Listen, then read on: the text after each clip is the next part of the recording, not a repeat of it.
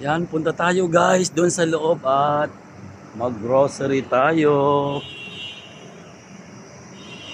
Yan, malapit na tayo rito sa may Almadina. Eto na guys, ang bagong bukas na Almadina Hypermarket dito sa may Alwada.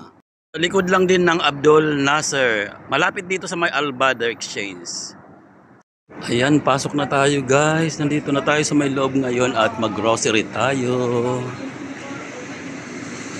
Hindi pwede dito yun. Hindi pa yung meron. Share dyan din.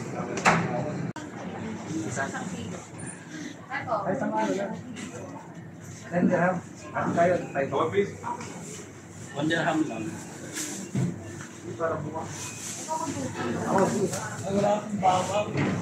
Eh, di bumili ka?